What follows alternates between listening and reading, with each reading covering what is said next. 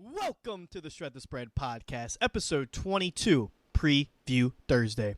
If you're new, thanks for tuning in. If you're returning, thanks for coming back. I'm your host, Jared, and as always on Preview Thursday, we are joined by the man, the myth, the legend, my right-hand man in sports betting, Dynel. Welcome back, brother. How you feeling? Yes, sir, boy. I am hot. So you already know I'm feeling good. I am hot, man. I just came off of a nice little 6-in-1 week, 3-0 on Thanksgiving, and then 3-1 on the weekend, bro. I'm feeling nice. We got a nice slate looking on this week, bro. And can you believe we're on episode 22 already? 22, man. That's a hell of an accomplishment, bro, man. I'm glad to be joining here every Thursday and Friday, every Wednesday and Friday I can, bro. And come on, man. Let's get everybody what they've been waiting for, man. These leans for the day. Yeah. So the last 5 weeks, for you and I combined, each of us in the last 5 weeks have had 1 week under 500 on our bets. This week was my first week being under 500 in 5 weeks, and you were under 500 like 2 or 3 weeks ago. That's it. So the past 5 weeks combined, I think we're like shit. I think last time I looked, it was 71% against the spread. In the last 5 weeks, we're picking 71% against the spread. We've hit 3 teasers in the last 5 weeks. We've hit 3 of our 5 last profit money line round robin on all underdogs. We're hot, all right? We've got a good slate coming up. We're getting into the nitty-gritty of the season. A lot of the better teams are playing better. A lot of the worst teams are, playing like their identity. We're going to see a lot more favorites covering. We're also going to see a lot of over-adjustment on public perception. We talk about that on this podcast all the time. You want to find, Dynel and I always say, you want to find good teams coming off a bad loss because you're getting a deflated line. So you want to take advantage of those free points. And we've got a couple spots here this week. So we've got, like a shit ton of games to cover. So we're going to just briefly go over every single game. We're going Thursday to Monday because just because of a crazy schedule with work and all that stuff, we're not doing Recap Monday. So you guys would just be getting a steady dose of Preview Thursday, Pick Saturday, and we'll go right back to the beginning and start all over on Preview Thursday. We'll see if Recap Monday comes back anytime soon. I would say it probably won't come back until probably January. So let's get through all the holidays, get through all the hecticness, and yeah, man. So let's get back on track. We got Preview Thursday today. Let's get right into the first game, man. So we got the Buffalo Bills heading to the New England Patriots. The Patriots are 4-point home dogs, and the total for this game is 43.5 points. What is just looking at this line, what is your initial thought on this spread? My initial line is straight up. It's only a matter of time for the Bills to absolutely explode and finally get to that feel again. Kind of like that domination feel again. They did lose Von Miller indefinitely. Get rid of turf. Apparently, that's been the new trend and motto going on right now. This is a little tough for me because you know how I feel about division matchups, straight up off the bat. But off the top of my head, I look at this line. I think Buffalo's covered this week, -4. I'll take it. See, when, the book says, we talk about all the time, a divisional dog, the right play here is the Patriots. But I agree with you, dude. Like, we're getting a discount on the Bills because obviously Josh Allen's dealing with that elbow injury. And it's weird because everything under 10 yards, the dude can't throw it straight. But if he's throwing down the field, for some reason, it's like he's more accurate. Like, if he's throwing a 25-yard pass, you can't tell his elbow's messed up. But if he's throwing like a 3-4 yard like bubble or a screen or just like a dump off, it's like the ball is not going where he's trying to throw it. So I think this is just ultimately we're getting a discount on the Bills, but it's just yelling at me to Patriots +4. Just because a home dog. And Mac Jones might have played his best game of his career on Thanksgiving. Like, we always pride the Saints or the Patriots in their defense. And the reason they win is because of their defense. And Mac Jones just put up enough points and not turn the ball over. Well, this was the complete opposite of that. The Patriots were putting up points. They just couldn't get a damn stop. I know they had the unlucky, touchdown that got called back with Hunter Henry, which I think that was Should a have catch. been. I have no Should have idea. been. It was. So because I did take the Patriots +3, and I mean it is what it is, but I mean it's just I think the right play is the Patriots +4. But I agree with you, dude. I mean it's just a matter of time before the Bills just start exploding, and this 4-point. If Josh Allen was healthy, his arm was feeling better, I should say. I think this line should be closer to 7. So I think if you believe in the Bills, you think that juice is still there with Josh Allen, I think you're getting a really good price. It is Thursday night football. They're both coming off actually last time they played was Thanksgiving. So we're getting a full week break. I don't know, man. You're giving about a week with Bill Belichick to scheme up something. I'm just going to say this. If the Patriots defense played like they played against the Vikings, it might get ugly. Because obviously you have Josh Allen who can not only make plays with his arm, but he can make plays with his legs too. But that Patriots defensive line is no joke, man. They're no joke. I think they'll limit the run for the Bills, but it's just going to ultimately come down to can Josh Allen make a damn pass or not. So I don't know, man. I think this total seems a little low, don't you think? 43.5. Yeah, 43.5, man. Yeah.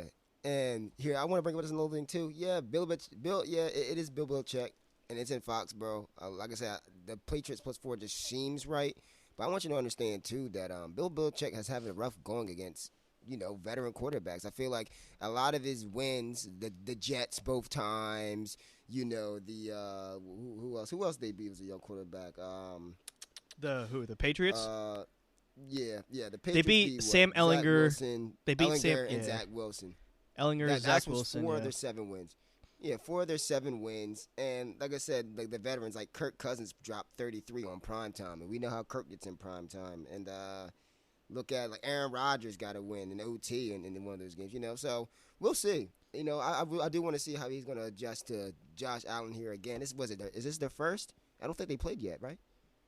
No, this is. I think this is the first time. Yeah, because their last game of the season they played the first Bills. one.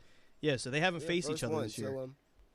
So yeah, we're gonna see it. This is a little bit of a newer feel. You know what I'm saying? This is a game the first time play around. I feel like the first time around, Josh Mahomes gets one. I mean, I said Josh Mahomes. Josh Allen gets one. He might as well be. He's a mixture of both.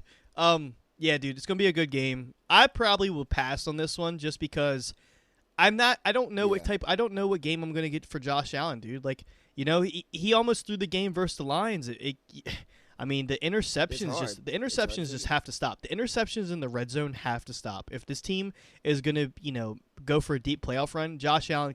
Let's be real. If we were talking about any other quarterback besides Josh Allen, there'd be some real questions being raised. Like if Josh Allen wasn't such a talent, and we know we have these standards for him. If this was any other quarterback throwing all these interceptions in the red zone, there'd seriously be some questions raised. But yeah, I'll probably pass on this. I might lean towards the over. I think both of these teams. I know the trends of primetime unders, but these teams have been putting up points. Like, Patriots obviously not against the Jets, but we just saw Mac Jones play one of the best games of his life. Are we due for some regression? Possibly, but I think the Bills are going to put up points, and the Bills always find, like we always say, the Bills either blow people out or it's so close that they lose. Like, so I don't know, dude. I think this will be a back and forth game. I think 43 seems a little short, but I think I'll have to look into this a little bit more. Just know this: Mac better get after it. Yeah, he's gonna have to. He's gonna have to. So we got the Broncos heading to the Ravens. The Ravens are 8.5 point home favorites, and the game total is only 38.5. Basically, because the Broncos can't put up 10 points a game. Lickety split, dude. You know what the play is here, and it's so ugly. You know what the play is. Yeah, well, the lean. Cause I'm not taking. Oh yeah. Oh, there's no way. Right, there's no way we're betting on this. But if we were to take a stand, dude, you gotta take the points. I would take. You said you gotta take the points. Oh, you're on the Ravens. You're on the opposite side. Not. The only reason why is because I don't. What kills me is right now is the Ravens have been struggling on offense lately, not being able to turn those red zone trips into touchdowns, and that's really the biggest thing. They get down the field, but Justin Tucker kicked 4 field goals yesterday. That was the only difference in that whole game, So you got being able to shore up those red zone mistakes. I don't know why Mark Andrews hasn't been a huge factor in the red zone. Maybe we have to look more into the tape to see that, but they got to turn it around eventually. And what kills me is it's not the fact that I don't expect the Broncos defense to play well. I don't expect Russ to put up more than 10 points now. I don't know what to think of Russ anymore. Like I said, we just saw a game last week where we put you was the Saints and 49ers +9. It was one of your picks, and the 13-0. Saints That was such a heartbreaker. didn't put up not 1 point, and they only give up 13. So I'm not gonna lie to you. This is gut check time. This is what I feel like. This is gut check for the Ravens. You know, I'll be crazy to go with them back again, but I am going back with them. I would go back with a lean minus 8.5, and I think they're gonna show something. Not gonna lock it, but they're gonna show us something. Yeah. I don't think either of us will be betting this game. If I did, I mean, I just feel like you have to take the points. The Ravens are struggling to cover. The Broncos have a really good run defense. I think they're like top 6 DVOA. The Ravens, dude, like for some reason, like Mark Andrews just doesn't look right, and Lamar Jackson the last 4 weeks he's been really inconsistent throwing the ball. I mean the running upside is always there. They have a really good running back room. I don't know if J.K. Dobbins is coming back this week, but I think he just came off IR. So that opens up his practice window. So I doubt he'll play this week, but I don't know, man. It's just. I think I lean the under just because Broncos unders have been so profitable this year. But yeah, dude, there's no way I'm betting this game. They don't put no more than fucking 18 points per game. But that's what I'm saying, dude. Like I could easily see like a Ravens win like 13-6. You know, like 13-6. Yeah, like something ugly. I'll probably just stay away. This is, I mean, no bias. I'm an Eagles fan, obviously, but this is one of my favorite games this week. Titans +5.5 at the Eagles. Eagles are 5.5 home favorites. The total for this game is 45.5 points. I'm gonna put the bias aside, and I'm gonna let you talk first. What's your initial thoughts on this? You already know what my initial thoughts is, buddy. You know, I love the Eagles and I love Jalen Hurts, but +5.5 the Mike variable. We've been through this already. We've said this already, man. It's not even the fact who the opponents they face, because I think the Titans were short-handed going against the Kansas City Chiefs, and the Kansas City Chiefs won because Patrick Mahomes had to do a touchdown, 2-point conversion, and then win later on in the game. Like, good football teams just know how to just stay in it, bro, and they stayed in it against the Bengals, man. This past week, what was it, 20-16? That was the score. Yeah. +5.5, man. I can't do it with Vrabel until Vrabel proves me wrong. I'm taking the +5.5. That's honestly the reason why, because honestly, the Eagles are ready. These Eagles are primed to do something great. The Titans are definitely seem like the right side, but here's the only thing that's throwing me off. Right, I'm gonna stay away from this game just because bias purposes. But there's two things that are throwing me off. Number one, a week ago this line was at Titans +2. This line has moved 3.5 points in a week and a half, okay?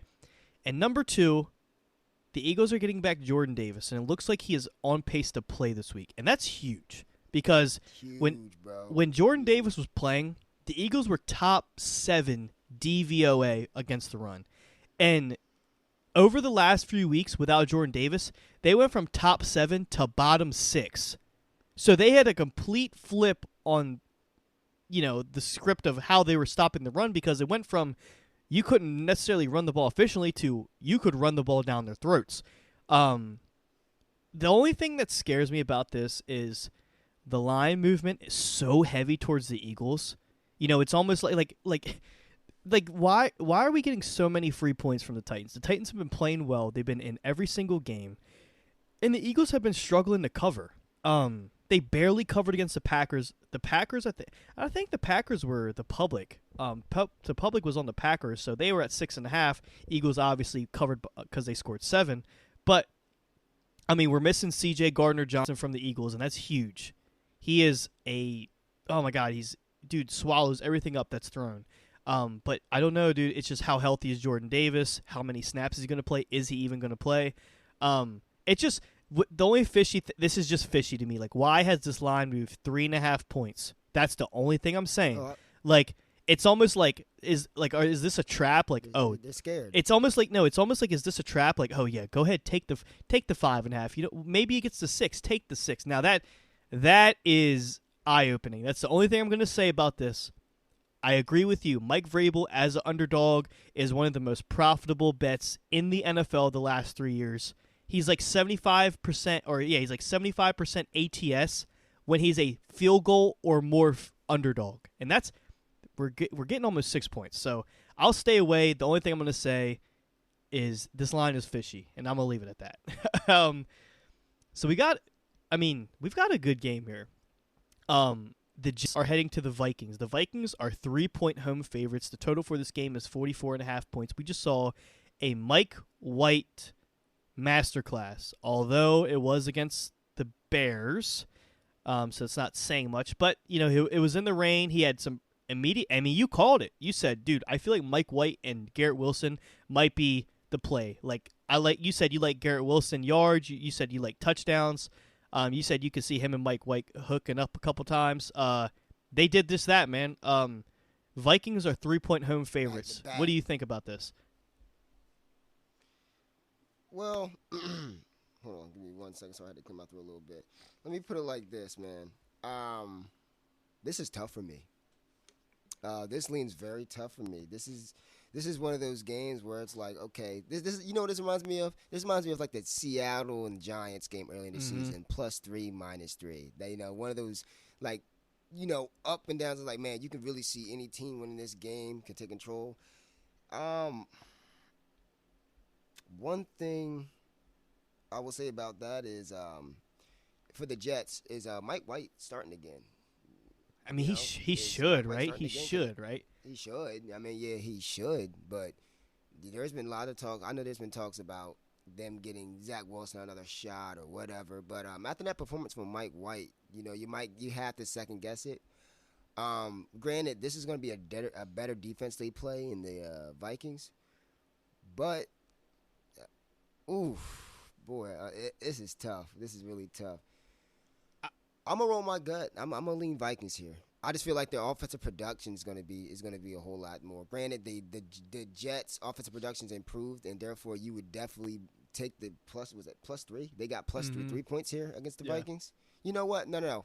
I'm gonna take that. No, you know what? I'm gonna change my mind. I'm gonna take the Jets +3 here. I agree with you. Yeah, I agree with you. And this is. Yeah, I started talking myself. Yeah, and this is exactly what I talked about a few weeks ago. Remember when I was like, dude, one of my favorite bets of the year was the Cowboys traveling to Minnesota, and they whooped the Vikings' ass. And I'm not saying this is anything in the same realm, because it's not. But the biggest reason why I was on that bet so much was because the defensive line for the Cowboys, I just thought was going to eat up the offensive line for the Vikings. The offensive line for the Vikings is still shaky. I think they are getting their left tackle back. I'm not 100% sure. But dude, we've seen what this Jets defense can do, dude. They get pressure. They don't let up.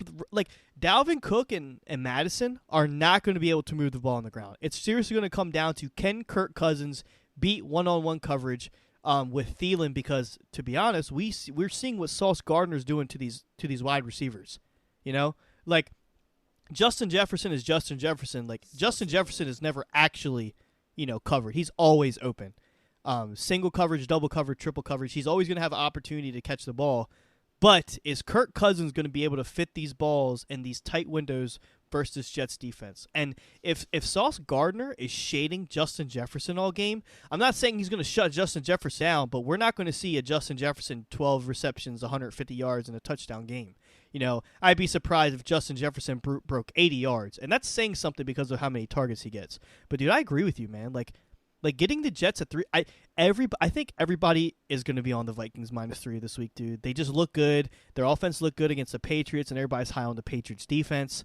You know, the Jets, they're the Jets. Like, it's just, I don't know, man. I think 3 points is just, it's too much. Like, it's like, what's if you flip a coin? Like, are you going to take the extra chance that, you know, you can lose and still win, or you have to win by at least a field goal? And I honestly have this game closer to a pick. Like, I think if I made the line, I have the Vikings like -1.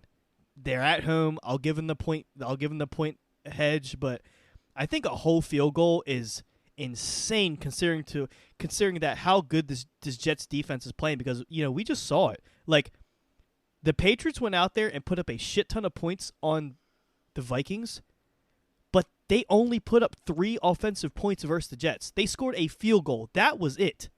So, they had the punt return touchdown to win the game, but the Jets defense was all over them. So, shut them down. Yeah, Shut so them down. That is about as good as defense you can get. That came down to special teams, error, but I don't know, man. It's going to be a really good game, but I agree with you. I think if I took a lean here, it's got to be the Jets. Right, and real quick, for everybody that's listening, the reason why I did change I want you guys to really hear me out on the reason why I changed my mind the way through, man. The biggest thing that held me back from the Jets, like I said, I was a big Jets player. Like, I played the Jets a lot early on the weeks, and it was still risky because of who? Zach Wilson playing quarterback. Mike White playing quarterbacks, I'm honest, guys, it definitely changes everything. If they can get even the smallest offensive production without running the ball, and they can throw the ball a little bit, if Garrett Wilson can get going, I'm letting you guys know right now, the Jets are serious, and they're going to be coming after people, man. If they can just discover what their offensive identity is outside of running the ball, man. Really, they don't have Breece Hall no more. That's done. That's over with. So you got to find another way to win. And if Mike White can keep producing the way he does, honestly, I see it definitely an incline in offensive production. That's the reason why I would say I would take that +3, and they will be in my money line underdog. Round robin. Believe yeah, that. and I mean, I'm not saying this to be funny, but if you give me anybody besides Zach Wilson, I'll probably be straight betting the Jets +3. I'm just gonna say it. I'm just gonna say it. You give me anybody but Zach Wilson, and I'll probably bet it. Just because any other quarterback on that roster, Joe Flacco, Mike White, they're gonna get you some points. Okay, they're gonna get you some points. I don't know what the issue with Zach Wilson is. I don't know if it's confidence. I don't know if it's coaching. I don't know if it's play calls. But it's just something is up there. I think it's more mental right now. Like, he said he lost confidence in himself. Blah blah blah. But I don't know. I think this is a big game for the Jets and the Vikings. Like, I think both of these teams want to win this game. But it should be a good one. But we'll see. We'll see what the quarterback situation is later in the week. Let's go to another. In my personal opinion, I think this is also a good game. The Jaguars heading to the Lions. The Lions are 1-point home favorites. The total for this game is 51.5. I believe it is the second highest total on the slate. Lions at home, dude. We talk about it all the time. They put up points. But the Lions are going to Lions, dude. Like, I mean, the Jaguars, I feel like they're just finding their footing. And I'm not just saying that just because they won last week, because they really shouldn't have. The Ravens almost like play so much defense. Like, I think the difference when the Ravens get a lead, it's like they're playing to not lose in the second half. You know what I'm saying? Like, they're just like, yeah, okay, don't do too much, but try to do just enough, just because we just want to win. We don't want to keep our foot on the gas. We just want to win, and that's what it feels like. It feels like they're taking their foot off the gas. They're playing really defensive. But I don't know, man. Like that game-winning drive from Trevor Lawrence that was the reason why he was so, projected as a really good future quarterback in the NFL. That's why he was the, undoubted number 1 pick, because he was one of the one of the few quarterbacks in this draft class that you could dice up a defense, go get you a game-winning drive in the NFL. And the Ravens defense aren't no pushover, but we've been seeing they're notorious for blowing leads. And that's exactly what they did. So not only did they let up that game-tying touchdown, but they let up the 2-point conversion and lost the game. So I don't know, man. I feel like I need to see how this line moves, because it just I feel like this line is going to move. Like, I don't know, man. What are your thoughts on this game? Well, my thoughts is this is definitely to me, honestly, personally, one of the most intriguing matchups of the week for me. I mean, this is two up-and-coming teams that, that are young, that are looking to find their way to carving out their niche and their identities in this league. Honestly, I believe is a great coach in Doug Peterson out in Jacksonville. And you know what's funny? Did you see that that their guard for the Jacksonville Jaguars, I don't know what his name. I think it's Andrew. I think Wingard. Yeah, Andrew Wingard. I'm looking at it right now. How he would be, I think he gave like high praise to Doug Peterson, saying, "I would die for that man." I mean, to me, that says something. You know, I'm a guy who's huge on personality. He's huge on, coach and player relationships. Now, I think that's what makes Mike Tomlin so great. His player to coach relationships. This is why, that's why I believe that's also the reason why the Eagles won the Super Bowl that year. That coach and player relationship, that underdog mentality to go out and rise above the occasion. I believe in that so much, and the Jags just give you that feeling now. They struggled early on. They're a young team, and after a big win like that, Trevor Lawrence getting his franchise quarterback defining drive late in the game like that with no timeouts. Right, mind you, no timeouts. Dot after dot after dot. That really does say something, and that really galvanizes a team. I honestly liked Detroit -1 here in the lean, but I shifted my decision as far as the Jacksonville Jaguars +1. There's just something about the way they're rolling right now and the way they're feeling. I get it. Detroit's at home. Motown Dan Campbell. I get it. The points, blah blah blah. Say what you want to say, but man, I think it's a special feeling here, and I think we need to pay attention to what this Jacksonville Jaguars are about to do at the latter part of this season. Yeah, I mean, I think it's all, the play's got to be the Jaguars. Like, oh, and actually the line just moved. It's down to a pick'em. So, wow. Since we put all respect, the line's down to a pick'em. So, wow. Okay, so that means a little bit more of the bets are coming in on the Jaguars. Okay, I don't know. Exactly. I think there's gonna be points in this game. I think there's gonna be points. I kind of lean the over, because dude. I don't know. For some reason, we talk about it all the time. Like, the lines at home, dude, for some reason, there's just a shit ton of points. I don't know. We'll have to address this later. Like I was just saying, I think this line's going to move. And this is just a prime example. I double-checked the line and updated 3 minutes ago and moved down to a pick'em. Wow. Okay, so we're just going to have to pay attention to the line movement this week. We'll have to see what the money's coming in, because I think if any of these teams get to +3, you take whoever's getting the 3 points, right? Right. Exactly. The same situation as what I said with the Jets and Giants in the season. Yeah, just take whoever gets +3. Yeah, if this line somehow gets to +3, if we see some like heavy bets coming in, I think you just take whoever gets the points. Even if it's like 2, I think like 2.5, I'd take whoever's getting the points, but. I don't know, man. Both these teams are fun. Like, the Jaguars are finding their footing, and the Lions they're just playing good football right now. Like, they're giving every single game and team a run for their money. So yeah, this will definitely be a line. I'm gonna mark this. We'll just have to pay attention to the line movement. Moving on, the Browns are heading to Houston Texans. Texans are 7-point home underdogs. The total for this game is 46.5. Isn't the NFL wicked? Aren't they funny? Isn't it such a coincidence that Deshaun Watson's suspension just so happened to be the game that he comes back, he's facing his former team? Isn't that just such a coincidence? Yeah, okay. Roger Goodell, you're hilarious. But I don't think anybody else would want to have it any other way. Browns heading to the Texans. Browns are 7-point road favorites. Dude, Deshaun Watson hasn't played a regular season game in 2 years. And he is 7-point home or away favorites. What do we do? Scratch your head and throw a bet in and pray for the best if you want to pick one. Honestly, if anything, I would.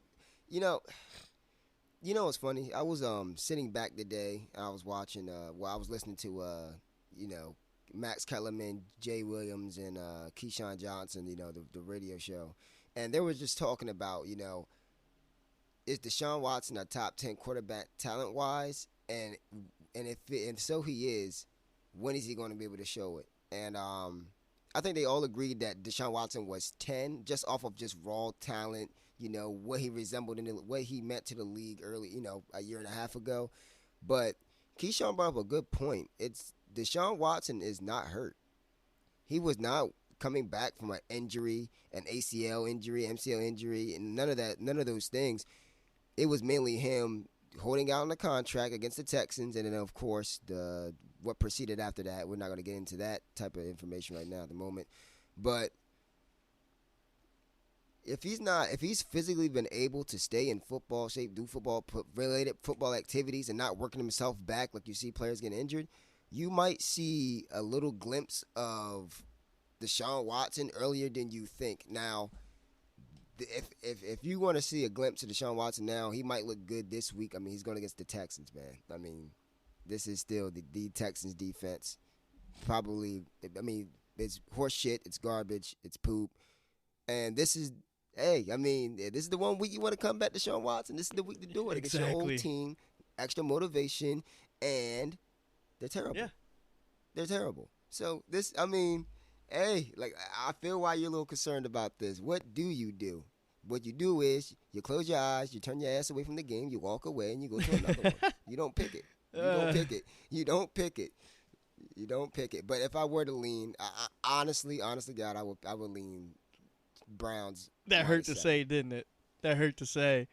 Yeah, man. Yeah, but here, and I can't even hate on you, dude. I think I like the under in this game just because I think the Browns are going to run the ball a little bit more. They're gonna obviously Deshaun Watson's he's gonna have to find his footing quick because we're coming up to the latter part of the season.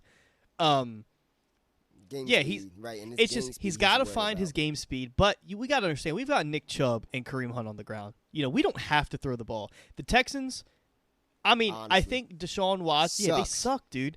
They're going to, obviously, Deshaun Watson's going to do everything he can to ball out because he's going back to, I think he's going to get an awfully, the opposite of a standing ovation.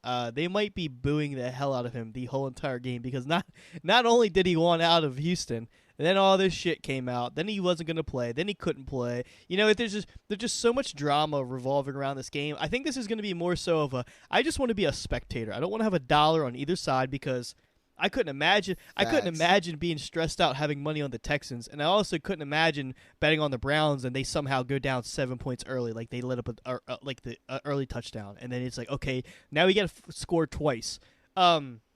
I don't know, dude. This Texans team is just so damn bad. They're so bad. They're so bad. It's almost like it doesn't matter how many points you give the Texans.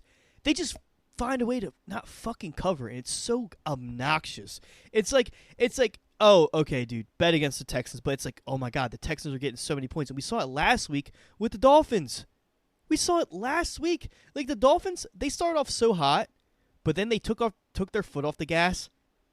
And they still covered. It was unreal. Legit nasty. It was disgusting. It was like 14 points, right? And they won by 15. They covered by whatever the line ended up closing. They covered by like a point or half a point, and they really didn't even play offense the whole fourth quarter. And the Texans still could not score. So I think I agree with you, dude. Just watch a little bit of Deshaun Watson, see how he looks, but. In reality, the Browns need to run the ball, let him work himself into the game slowly, run some play action, just get him up to game speed because you nailed it, dude. He's not coming from an injury.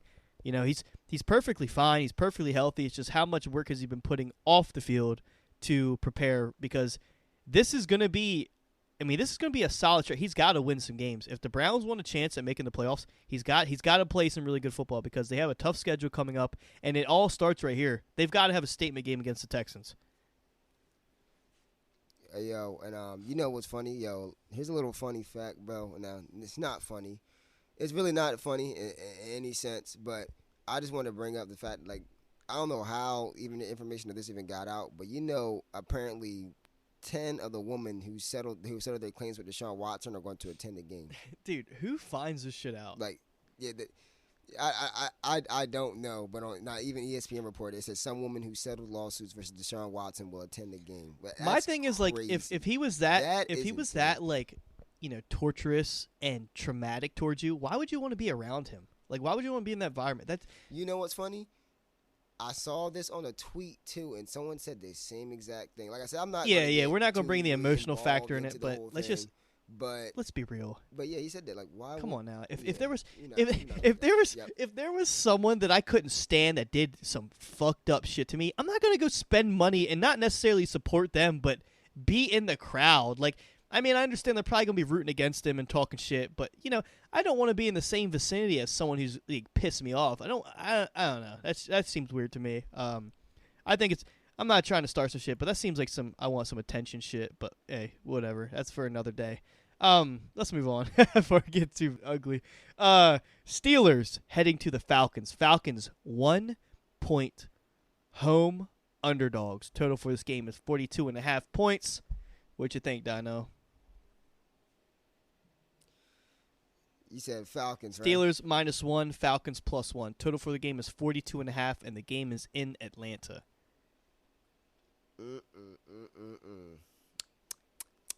This is a tough one, boy. This is another tough one. This is a juggernaut. Like, the Atlanta Falcons are just a complete, like, their running game is excellent. Like I said, me watching it firsthand against as a Commanders fan, like, they ran the ball with 4 or 5 different people: Mariota, Algier, Patterson, Caleb Huntley. Like, it was like Caleb Huntley got the ball. Like, they are so. Here's why I give them credit for. Yeah, they got first round picks on the outside, and they don't use the outside whatsoever, other than for little gimmicks after their run plays. But man, like, they really are poetic the way they run the ball. At least in that game plan against the Commanders, I loved it. Marcus Mariota keeping the ball. Honestly, I would have told y'all play that Marcus Mariota rushing prop. I should have told you guys that, but he went off. Honestly, went off. I mean, just quick run, 10 yards, 11 yards, 8 yards, 12 yards. I mean, that's all I've seen the whole game. But I got a little thing for the Steelers team right now. Dude, Kenny Pickett is good. He is good right now. Kenny Pickett, he's starting to find it. He's starting to find it, man. And whenever you start to find it, now I know Najee Harris is a little banged up. He left the game early, but he scored a touchdown early on. That defense, that Steelers defense. That is my biggest takeaway from this line. All the like, time. We have a Falcons team who just keeps giving the game away, dude. Every single week they find a way to give the game away.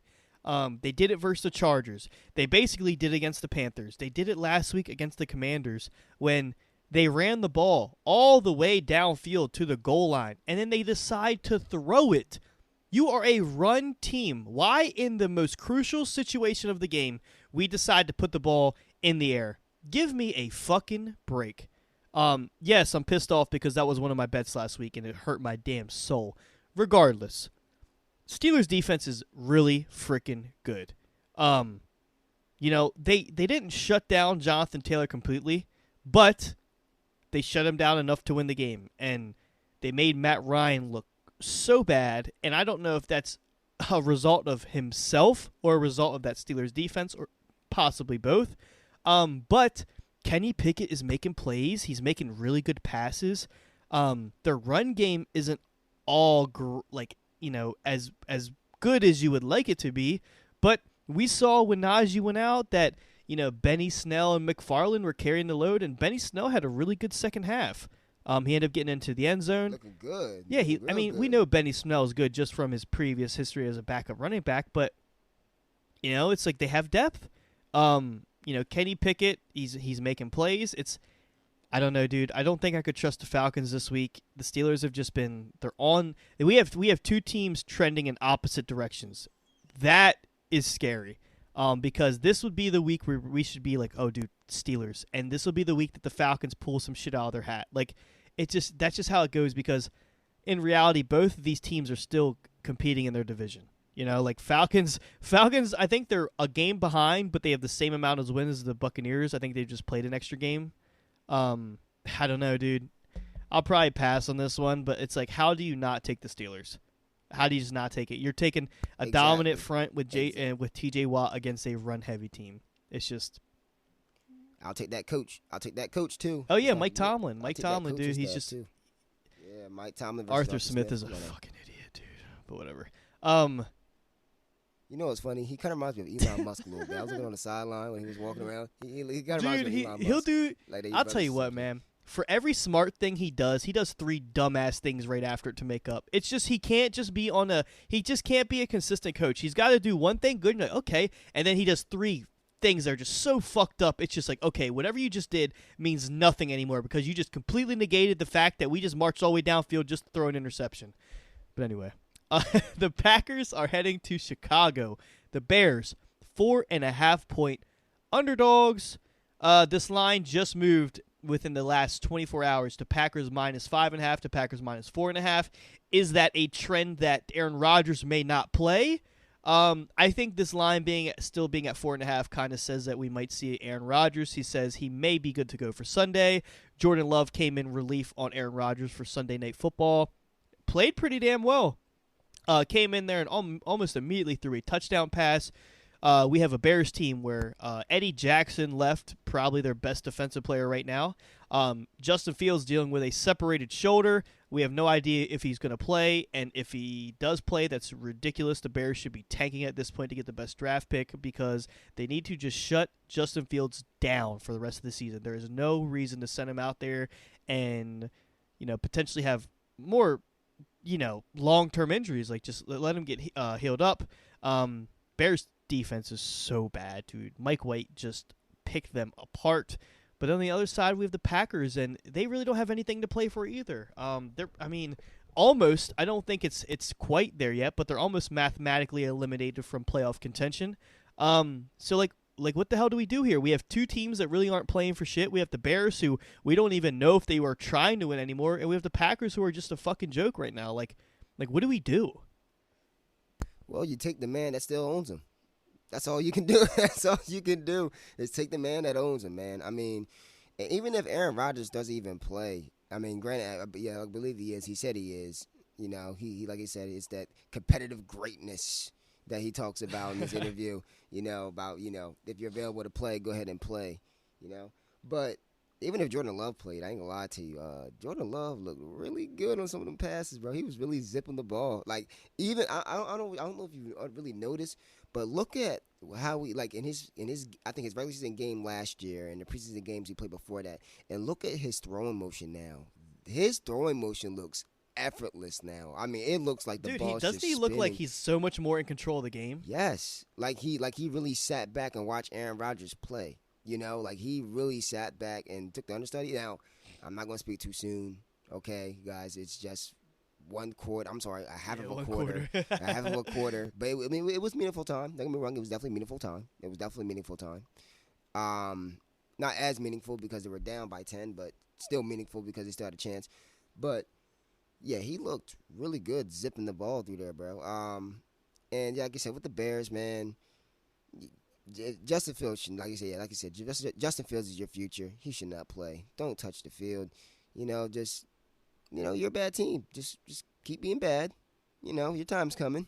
You got a possible future MVP candidate. He knows how to run the ball. You basically have another Lamar Jackson 1.5. I ain't gonna say 2.0 yet because Lamar Jackson's young. But take it easy, man. Just let it happen. And Aaron Rodgers still owns you, bro. So yeah, if I was leaning, I would definitely take Aaron Rodgers, the guy.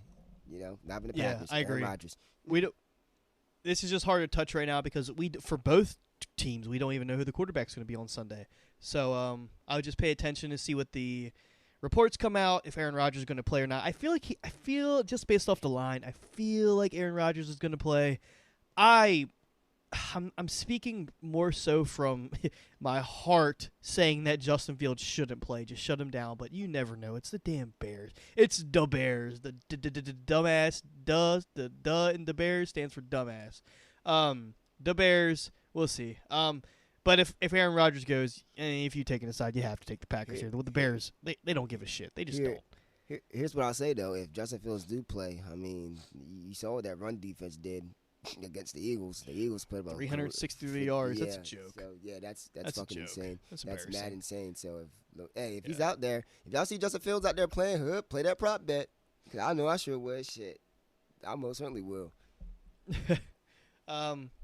Okay, we have one of my favorite games coming up of the week, and this will be a good one for you and I, betting and watching. The Commanders, the Fighting Taylor Heinekes, are traveling to the Giants. Giants 2.5 home underdogs. Total for this game is 40.5 points. And I will say this absolutely right now. I am in love with the Giants in this spot. I know. The Commanders have been playing good football. They But got you this as week. good as good as the Commanders have been playing, they have been twice as lucky. We've seen it week after week after week. I'll tell you what, dude. This is a huge spot for the division. The Giants are at home. Giants have been playing wishy-washy. I think this is a get-right spot. They kind of flunked versus the Cowboys. They flunked versus the Lions. They didn't play a very convincing win against the Houston Texans. I think this is the spot where they've had circled, and they're like, this is a must-win. I think this is a very close game. This defense for the Giants is actually no joke. They're actually a really solid defense. They keep them in games. It's just going to come down to, can the Giants put up points? And I think we're getting the Giants at a discount here just because of how good the Commanders have been playing. Like, who is Taylor Heineke to be a almost 3-point road favorite? Give me a damn break. Everything about sports betting says you take the Giants here. There's no way in hell I can touch the Commanders in this spot. Taylor Heineke is not a 2.5-point road favorite. I'm sorry. But I will pass the mic over to you. Let me hear what you've got to say. All right. First things first. You a hater. Secondly. Secondly. It does seem like I'm betting against the Commanders every week, doesn't it? Yeah. I love I promise this is not on purpose. I promise. Here's what I'm going to say. My Commanders, I love y'all, man. Left hand up for my Commanders. You feel me? Oh, no. Your left hand up. I know, you heard me say it. Left hand up for my Commanders. But here's what I'm going to say about this. I love y'all. I appreciate y'all. Y'all won me money. Ever since that Chicago Bears game, y'all been winning me money. This is the week I hop off the truck. I'm going to hop off the truck here. I'm not saying I'm lean, I'm going to take all bias aside, and I will honestly lean Giants +2. I'm not saying my Commanders are going to lose. I honestly believe they're going to win. You said we're going to win by 1. Yeah, man, shit. All I know is we're going to win. That's all I know. But the thing about it is, in some way, that the way you thought about it, the way you brought it up, you're right. This is if the Giants want to bounce back here, this is the bounce back win here. You're going against a team who you honestly believe you're better than before throughout the whole season. They decided to go on the win streak. Their quarterback, I mean, like you said, it's Taylor Heineke. As much as I love Taylor Heineke, he does what he's supposed to do and don't turn the ball over as much. I mean, I'm sorry, he turns the ball over just one time a game. Every game, just one time a game. But like Ryan Clark said it best when he was talking about the Commander. He said, honestly, if I'm a DB, I am, looking for my chops to play Taylor Heineke. You definitely want, So it's tough, man. Like, you can't bet you can't bet the Commanders here, guys. I mean, in all honesty, me loving the Commanders, bro, you can't bet the Commanders here. You got to let this game rock. Please, just let this game rock. Watch this game sit and play. This is another division game, hard-nosed, fought game. So whatever happened in the season, the early into the season, it don't matter. It does not matter. It's a dogfight now. And once again, you're seeing two identical teams. We just talked about this with them in Atlanta. You're watching another identical team. Good to great defense. D-line really makes up for the back end, right? Okay, linebackers. Offense predicated on running the ball the whole entire time. Running the ball. Saquon Barkley, Antonio Gibson, Brian Robinson. Trust me, they're going to be running all over the field. And, yeah, bro, I'll lean Giants +2. It's shocking me to say. But, we're going to win this game, though. And we're going to definitely make sure we stay in this playoff race. I'm so proud of you. That is actually insane. Maturity, right? Maturity, right? It's tough to say that. It's tough to believe it, but like, I mean, it's hard. It's either I think the biggest thing we should say is if you bet this game, you have to take the Giants +2.5. Like it's just way too hard for you to take the Commanders on the road in a almost must-win game for the Giants. laying 2.5 points. Like, there's just too much shit that can go wrong for the Commanders and just too many things that can go right for the Giants in this game. And I know that sounds so weird, but it's the truth. Like, the Giants have been playing bad football. Like, the Commanders have been playing good football, but they've also been getting really lucky. Like, and I know, and I'm not saying that like very cliche. Like, I'm being very serious. The Commanders have had games where they covered or won because of mistakes, like in self-inflicted mistakes upon the other team. Like you saw in the Eagles. When they won that Eagles game, the Eagles fumbled twice I think in the fourth quarter, and then they stopped the Commanders. I think they turned it over on downs. Then they stopped the Commanders again, and when they stopped them, Brandon Graham couldn't pull the e-brake fast enough and ran to Taylor Heineke. Like there's been so many self-inflicted wounds on the teams that they're playing against, and that could be a result of the Commanders like getting in their head, playing good football, but like ultimately like there's got to be some negative regression where it comes back to the mean. Like these teams don't keep making these. You're getting to the latter part of the season where these teams need to play good football. So I'm thinking this is a really good spot for the Giants. Yeah, dude, I'm all over this 2.5, but we'll see how this line moves. I wonder if it'll get to 3. I doubt it, just because they are the home team, and I think there is a little bit going to be some public perception on the Commanders just because they've been winning. But if this Giants number gets to 3, I might. God, oh man. Here's what I'm gonna say too. A lot of like I said, it's division matchups, bro. A lot of these Commanders and Giants games always end up in the final possession. Last year, I went to a game. It was Monday Night Football. I was cold as a bitch, tired. I was out here watching my team go out here, and I saw Taylor Heineke play against the Giants here because Ryan Fitzpatrick got hurt first game of this season, and I can just remember, right, all the crazy plays that happened. Ricky Seals-Jones catches a corner end zone touchdown. I mean, just climbs the ladder. And it comes down to one last possession, right? We were up a little. I think we were up 4 points. I can't remember the next situation, but Taylor Heineke throws a pick late in the game to the Giants, right? And the Giants go down, score, take the lead. I think I take a 2-point lead or take a 1-point lead. And Tyler Heineke goes down the field with 2 minutes left. Dustin Hopkins gets to the field goal. It's like a 40-something yard field goal, 43-yard field goal. He misses the first attempt, but the Giants call timeout.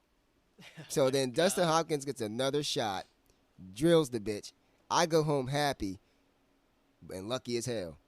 I mean, so this lucky. is That's what I'm talking about. That's what I'm saying. So these we're gonna see what this matchup is. It's gonna say a lot about the Commanders. In fact, these next 4 weeks are gonna say a lot about the Commanders. You got the Giants, a bye week, the Giants again, and then you got the 49ers right after that. If you're going to be a playoff team, this is the stretch we're going to need to see. This is the stretch you're going to get through. So left hand up to my Commanders. I believe we are a playoff team. It's going to be a good game. It's going to be a close game, but it's going to be a good one. Here's another good game. Probably the game of the week. Probably one of the 2 games of the week. 3 if you're including the Giants and Commanders. But we have the Miami Dolphins heading to San Fran. San Fran are 4-point home favorites. The total for this game is 46.5 points. And I will say, at the beginning of the week, looked at this line and I said, we're getting well, it was at 3. I was like, wow, we're getting 3 points with the Dolphins? What? And then I looked into it a little bit more. I was like, okay, all right, the Dolphins are the big brother beating up on all the little brothers. So let's take a look. So I clicked on the Dolphins, and I saw, okay, the Dolphins beat the Texans. All right. The Dolphins beat the Browns. Okay. The Dolphins beat the Bears. Okay. The Dolphins beat the Lions. All right. The Dolphins beat the Steelers. And then I'm like, wait a minute. They're beating all these shitty-ass teams. Granted, Steelers aren't that shitty, but the Steelers didn't have TJ Watt, and that's huge. Yeah, so they were shitty. Yeah. So, and then I took a step back, and I was like, okay, let's look at the 49ers. 49ers beat the Chargers. 49ers beat the piss out of the Cardinals. 49ers shut out the Saints. Okay. 49ers beat the Rams by 2 touchdowns. The 49ers lost to the Chiefs. And that's kind of the Chiefs game and they lost to the Falcons. But those two games, they were dealing with some injuries. They were getting healthier. And then you started seeing the 49ers. They get McCaffrey. They get their players back. They're a different team. And I say all of this because if this was the case that the Dolphins were actually as good as they are, this line should be closer to 2.5, not 4. And just by itself, this line movement this early in the week has just told me that, A, there's probably been a really sharp group that took a strong stand on the 49ers, or B, this line has been missed by everybody, and we're just seeing that we're getting the 49ers at a huge discount, because I think this line should be like 5.5, because this 49ers defense is insane. They're insane. They're going to get so much pressure on Tua. Like, I don't think the Dolphins are going to be able to run the ball, and that's huge because Jeff Wilson has been a huge part of that offense, opening up, the play action pass, Tyreek Hill and Jalen Waddle. But I don't know why, dude. I'm all over this 49ers plus or -4. What is your take? Yeah, by far, to me, one of the best games of the weekend, bro. I mean, I'm definitely going to be tuning to this. Eyeballs locked in. This is tough. Like I said, remember, I said this early in the podcast. As soon as Christian McCaffrey, I think even right before Christian McCaffrey got traded, I think I said on the podcast, this 49ers team is going to be a team I'm going to be betting on for a while. After that, they're going to find their rhythm, and they have not lost since. Okay. The versatility of this team is absolutely ridiculous. You basically have Deebo Samuel and Deebo Samuel 2.0, or you can call him Christian McCaffrey and Christian McCaffrey 2.0. They're both the same goddamn player. I mean, as far as making a play, man, you can put McCaffrey in the slot and Deebo in the backfield. You can put Deebo out wide while McCaffrey's in the backfield. You can put McCaffrey out in the slot, put Deebo out wide, and still run Elijah Mitchell in the running back. Their versatility is insane to me. And then you mix that up with probably one of the top D lines in the league, the best middle linebacker in the league. It makes too much sense, man. And you're giving them 4 points. And the reason why I believe, honestly, Jared, the reason why I believe they gave them 4 points is just the fact of their lackluster of offensive performance against the Saints, and how basically the Saints kind of blew their game, and that was kind of too close for comfort. I understand that. I understand that in a sense, but this is going to be a prove-it week for the 49ers. So for this new team, this brand fresh new team going against probably one of the top teams in the AFC. This is going to be a prove-it week. I'm going to take the +4 here. Maybe it was a 1.5 pick, or maybe I would pick the Dolphins here, but I will definitely take the +4 points on San Francisco 49ers. They're going to start their trend. They're going to start their roll. Niners are -4. Playing. Oh, Niners are -4. Yeah, you got flipped. Apologies. I flipped a little bit. Okay. Yeah. Then my apologies. Then I will take the 49ers -4. Sorry about that. Either way. Okay. Just double checking.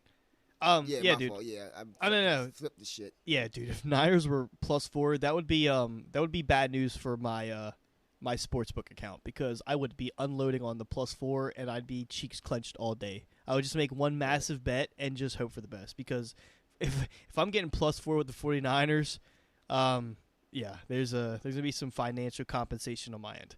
Right. But yeah, dude. And I don't trust that.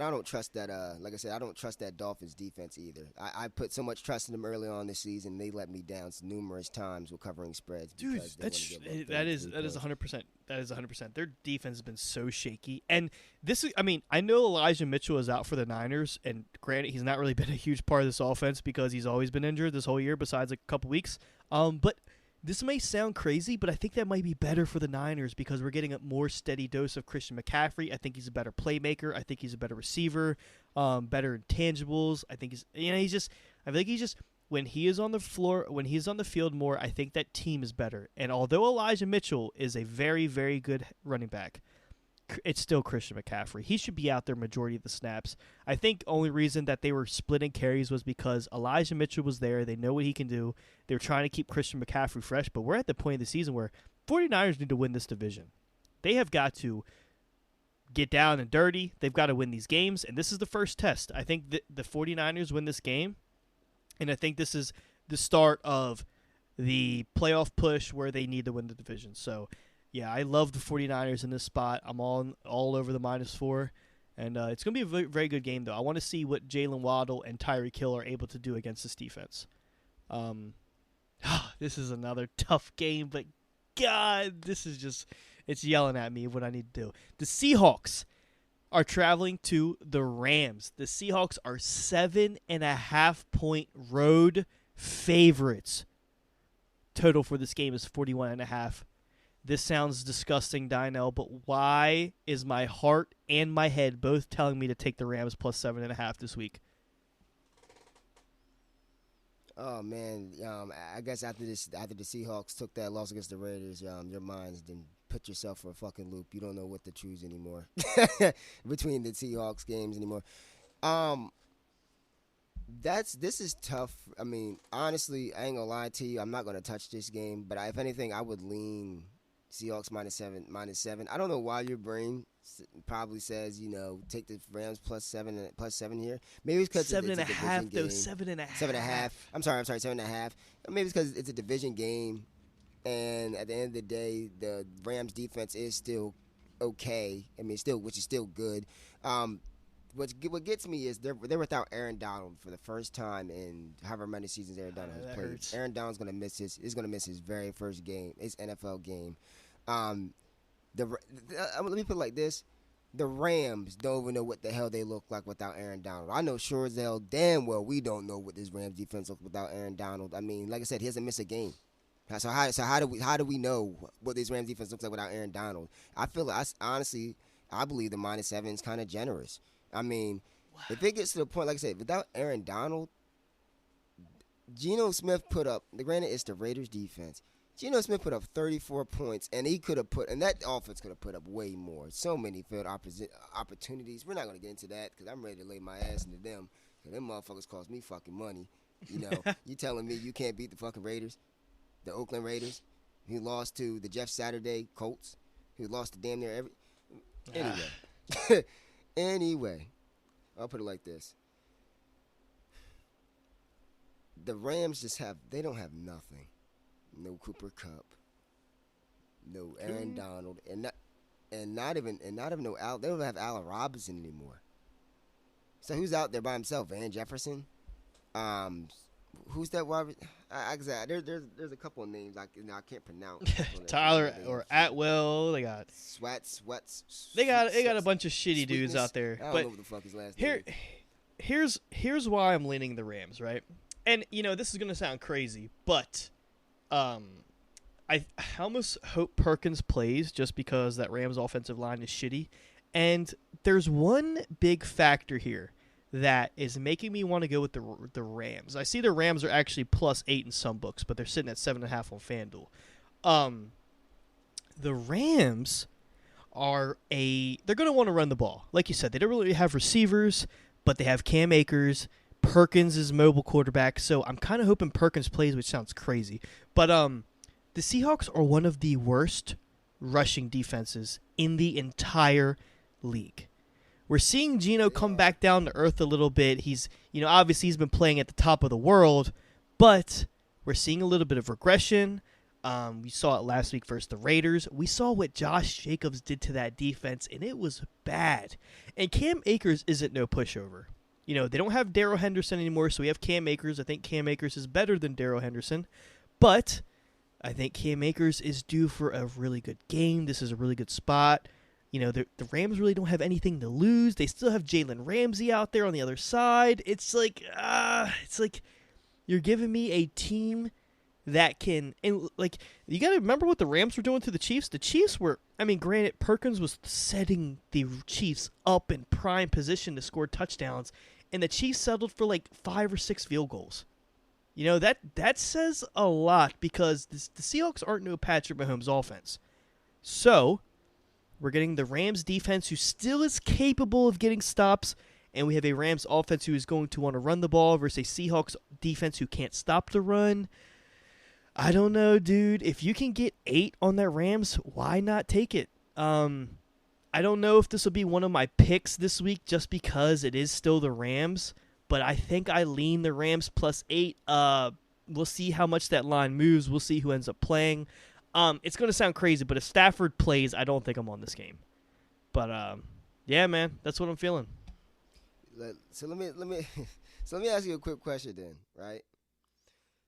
So I know you brought up Cam Akers, right? As far as running the ball against the Seahawks defense, yes, and you're right. That Seahawks defense is a definitely biggest exploit. They got exposed. They got exposed the last couple of weeks by the Bucks first, by bye week, and then they came back and still had problems with the Raiders. But are we talking about Cam Akers' talent here or Cam Akers' production? Because no offense, everybody talks about Cam Akers, how he's supposed to be this, this good running back, that guy, he's really talented or whatever. I haven't seen it. I haven't seen. Maybe I've seen a little bit more of him. I mean, granted, what's the biggest total this year? 60 yards.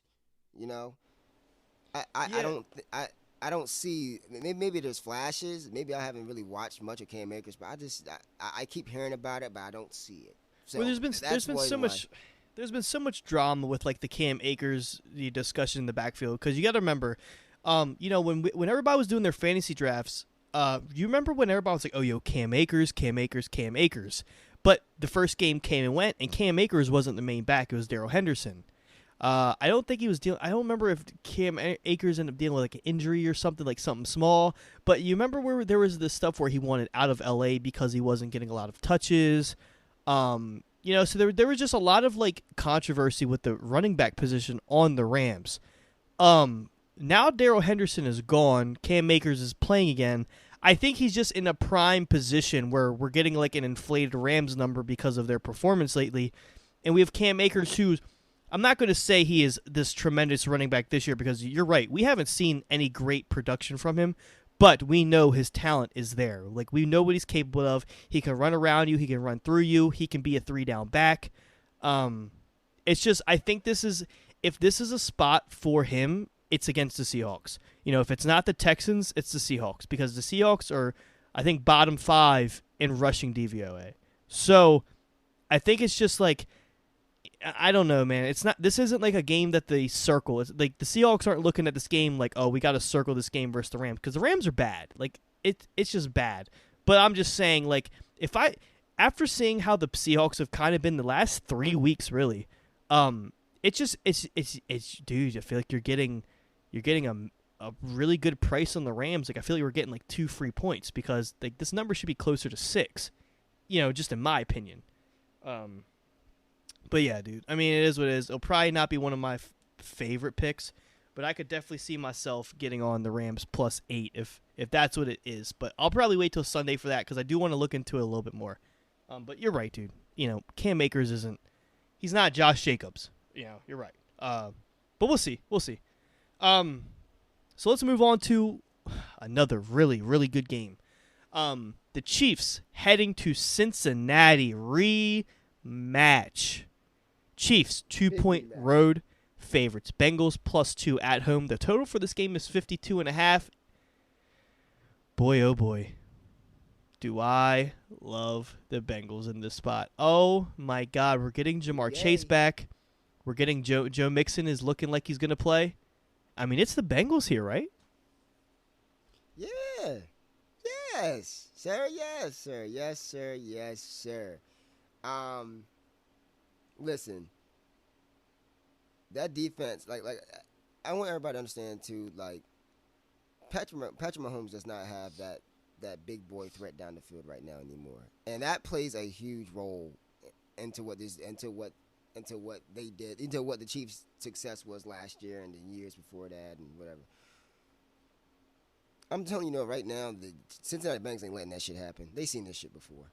Right? This is familiarity. It's getting to a point where whenever I see Patrick Mahomes versus Joe Burrow, it's now becoming to a point where it's like a rivalry now. This feels like like how you got those Pittsburgh and Bengals games, those Pittsburgh and Ravens games. This is starting to feel like a division matchup type feel, like a rivalry game. Because this is the battle between two of the top teams of the future, two of the top teams of the league last year, and This is a revenge game.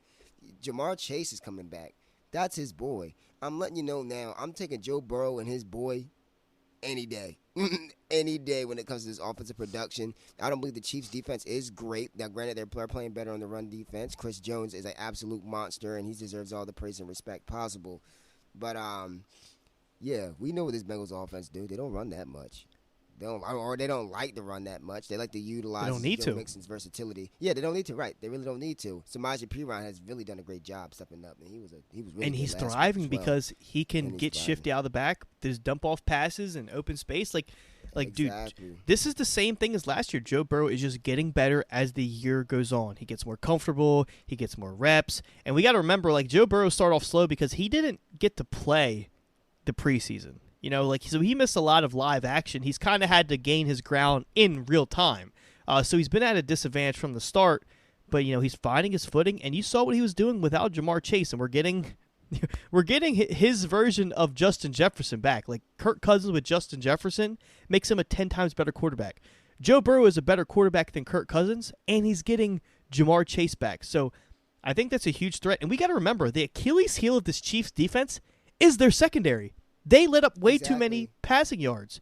So obviously Chris Jones is going to be a problem regardless. He's going to be a problem against anybody, but he can only do so much. He seriously can only do so much. If Joe Mixon can just be efficient with the carries that he gets, Perine out of the backfield, and Joe Burrow having options with Jamar Chase, T. Higgins, Tyler Boyd, Hayden Hurst, everybody's on the same note right now. We're getting a really good number. We're getting the Bengals at home, and we're getting 2 points. Give me the Bengals all damn day. I love it, man. I'm glad we're on the same page because I really like this. I really like this spot this week. Yeah. Honestly, I will say, this line has already moved from 2.5 to 2. If anybody listening, if you're listening on Thursday, Friday, before we do our pick Saturday, if you like this bet, I recommend getting it at 2 because I could really see this moving to 1.5. And obviously you're losing. You're kind of technically losing a whole point from the 1.5 to 2 because you know they're going to have to lose by 1 at the worst. But 2 is a key number. We got to remember we're in a new edition of the NFL. There's a lot of 2-point conversion.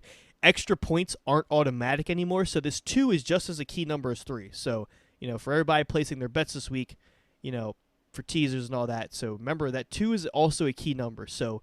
We're still getting at a key number. I would definitely try to grab that before it drops 1.5 because we know the public is going to come in all over the Chiefs. So, yeah, dude, I'm glad we're on the same side of that. I really like that bet. Heading to a divisional matchup, the Chargers are heading to Las Vegas to face the Raiders. Raiders are 1.5 home underdogs. Total for this game is 50.5 points. Dude, it sounds filthy. But I love the Raiders in the spot, and for 2 reasons. Number one, the Raiders have been playing better week after week after week. Derek Carr is improving as a quarterback. He's finding his rhythm, getting Devontae Adams involved. Mac Hollins looks solid. Josh Jacobs is the backbone of this team, and he's carrying the ball so efficiently. And we say it all the time, dude. We love the Chargers as an underdog. We hate them as a favorite. And this is just a, set it and bet it type of thing for me for the right here. I like the Raiders plus 1.5. I have a feeling you might not feel the same. What is your take on this game? Yeah, you're absolutely right. I don't feel the same. I don't. He was waiting for that. I don't. The Raiders, me and the Raiders just don't get along. Yeah, we don't get along. Oh, I know. I know. I love well, here's one thing I will say though. I love Josh Jacobs, and what he did against the Seahawks defense, the Seahawks defense, man, was absolutely phenomenal. And the way to end the game too, an 86-yard runner to win the game. Hurt my heart. Yeah. Who you telling? I lost money too. That was my only lock that missed last week.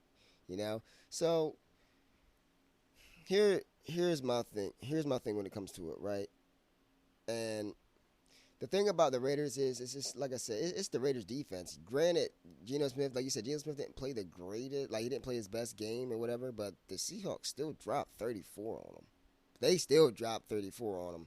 And I can tell you right now, the Raiders aren't going to have that repeated performance against the Chargers. Let me not even. It's hard.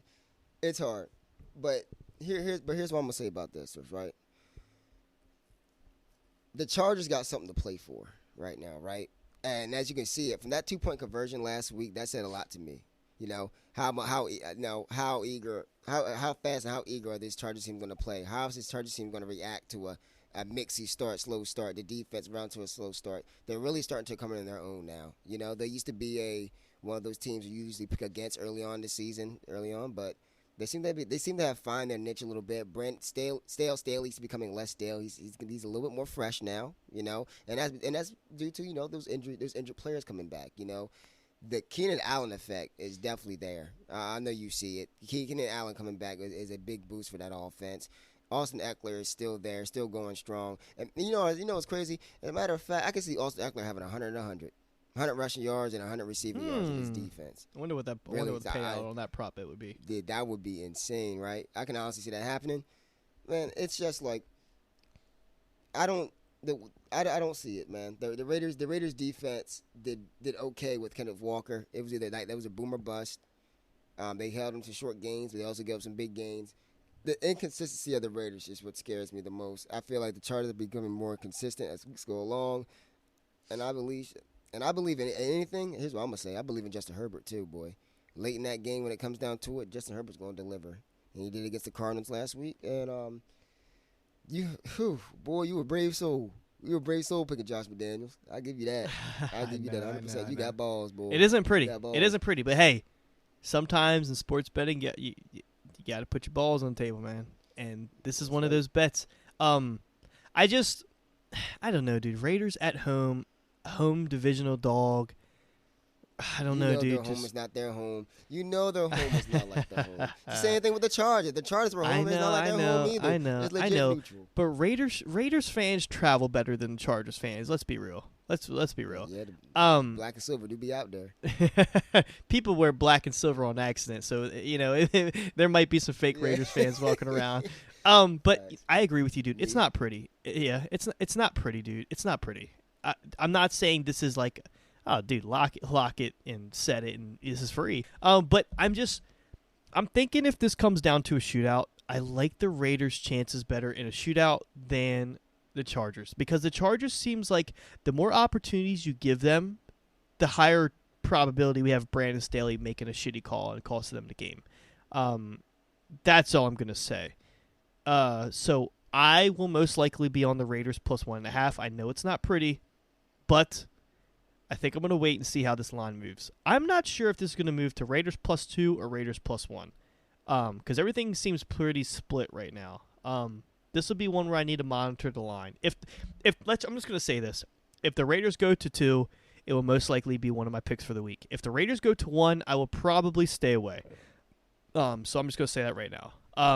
Hey, look, just remember, Josh McDaniels is just as bad. He's just as bad. I don't know, dude. It's the battle of the shitty coaches. I know, but we'll see. Colts traveling to Dallas. The Dallas Cowboys are 11-point home favorites. Colts getting 11 points on the road. Total for this game is 43.5 points. This is not pretty. But you know what we have to do, right? You know what we have to do. There's no way you lay 11 points with the Cowboys. I don't care if they're home, away, playing in Mexico, in Europe. I don't care. Why? Why are the Cowboys laying 11 points? Against the Colts, if that. You know what's crazy? I think part of this is just Vegas' way of showing respect to the Cowboys. I mean, the Colts got plus 13 against the Eagles. So hey, fuck it, the NFC East, the NFC Beast now. Hey, there's plus 11 out there. There's no fucking way. There's no way. Everybody wants to talk about the Cowboys obliterating the Vikings and all this and that.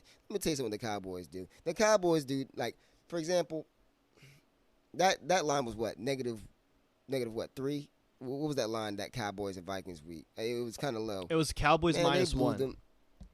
Yeah, exactly. Whenever the expectations is high, the Cowboys, they shrink. It happens all the time. They shrink. We saw it. We saw it on Thanksgiving. They were 10-point favorites, and they didn't even cover. Exactly. Exactly, man. They didn't even. Well, granted, the Giants kind of put a last minute touchdown out there. Yeah, And but kind of ruined that, still, like which the is kind of starters funny. were out there. That Like shit was how funny. did they just let him march all the way downfield? No problem. That easy. The Giants. Let The Richie Giants, James catch a touchdown. Yo, dude. Let me tell you something. The Giants, outside of that running game, they don't know what the hell to do. They don't know what the hell to do. There's nobody on the outside that can even make a play out there. Darius Slayton is about on and off as it is. It's yeah, bro. All I'm gonna say is this. I'm leaning towards that plus 11. I'm taking those points for the Colts. The Colts dominate time possession as well. Okay, let's not forget about that. They definitely predicate on running the ball first. Jeff Saturday has built this team as in dogs. This team has not lost by more than 3 points. The differential between between the last 3 games that Jeff Saturday's been coaching has been 3 points in all 3 games. Yeah. You know, so I'm not gonna go in. Hey, look, hey, the Colts are gonna go ahead and beat the Cowboys. I'd be a fucking hater if I said that. All right, but let's be real, okay? The Colts just know how to keep it close. They don't win games. They just know how to keep it close. All right, we all know teams like that.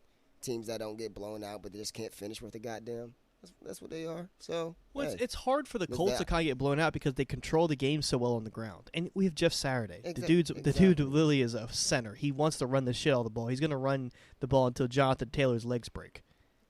Ask Peyton Manning. Quick on the plays, Jeff. Quick, we'll run the damn ball. Run the damn ball. You just block. Worry about blocking.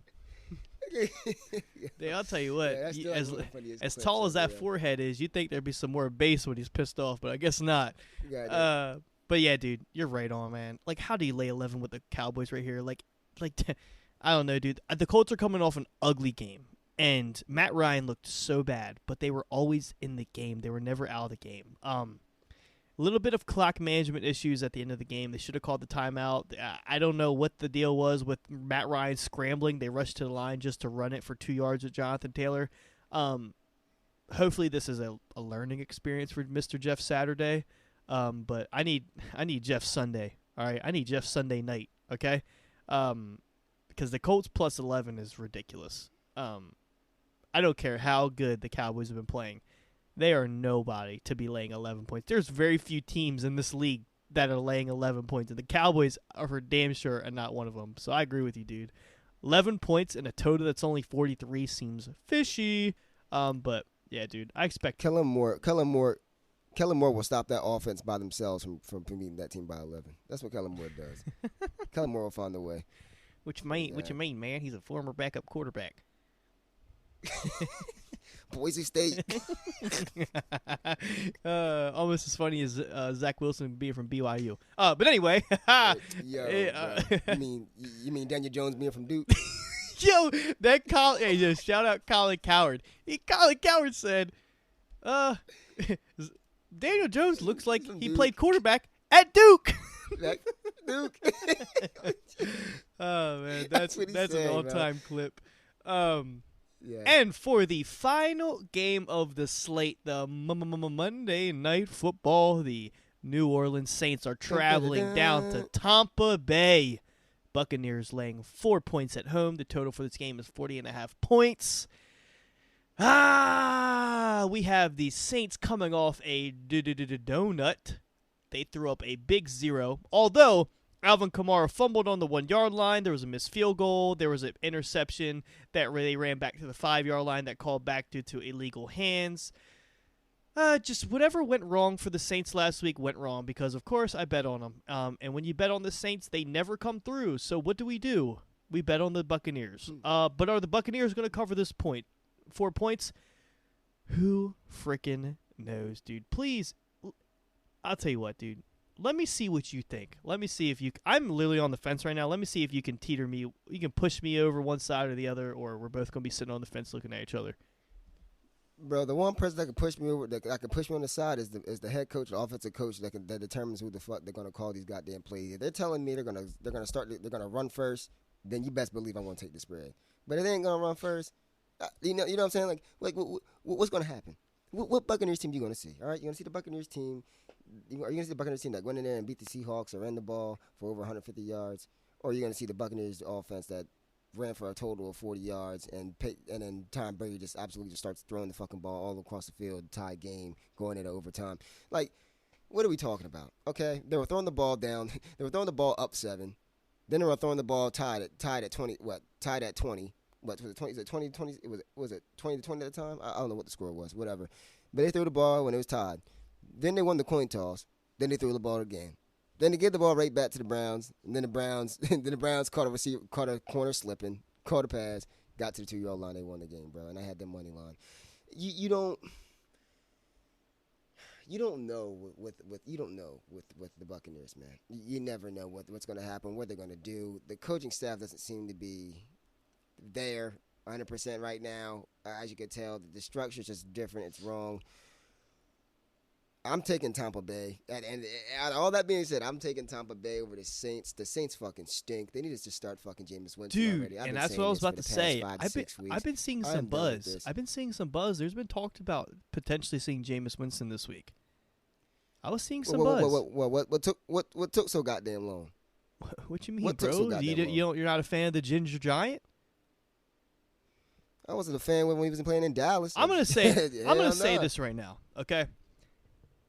This will just be something we have to wait and see what the hell the quarterback is, because this team with Andy Dalton on prime time is a joke, okay? They're allergic to scoring the ball, and Andy Dalton's best passes are in prime time or to the other team. I mean, I'll tell you what, if he tries to hit Chris Olave, it's back shoulder passes where he's reaching out with one arm, making toe touch. If it's the opposing team's safety, Isaiah Simmons on the Cardinals, I'll tell you, the dude hits him right in the damn numbers. I mean, he's the most accurate when it's someone he's not throwing it to. Best believe, if Andy Dalton is the quarterback for Monday Night Football, give me Tom Brady.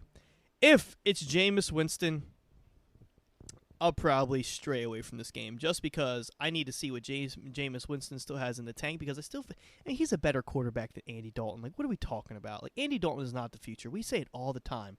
Why is Andy Dalton starting? Okay?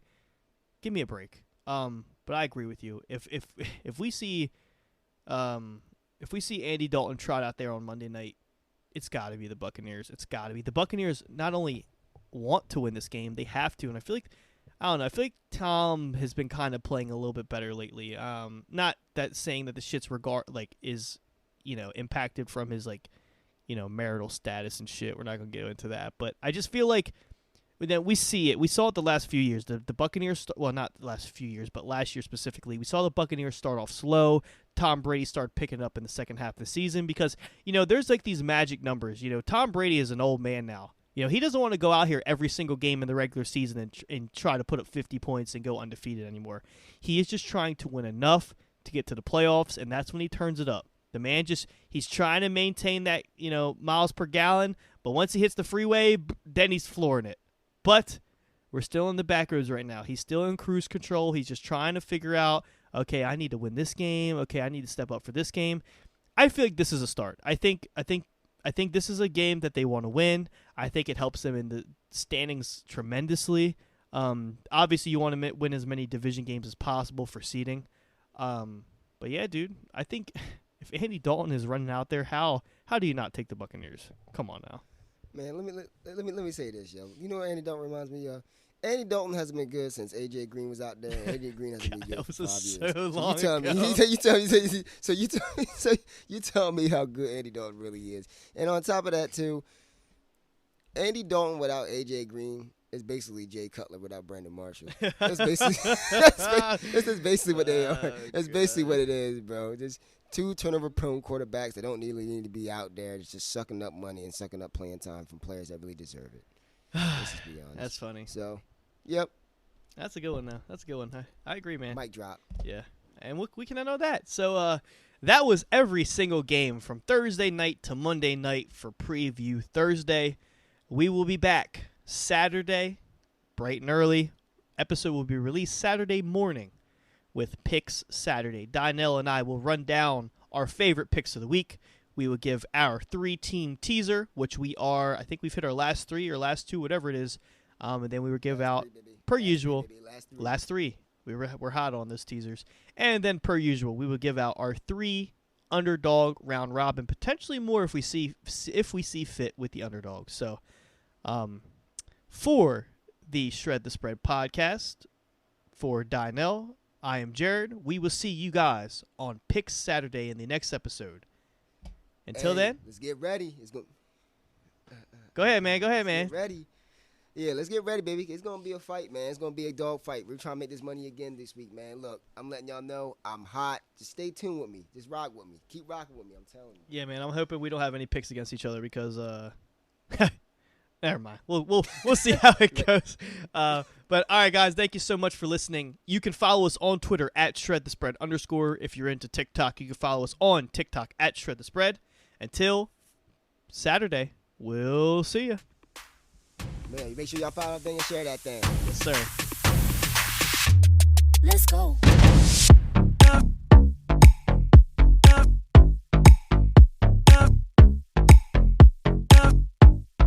Turn it up.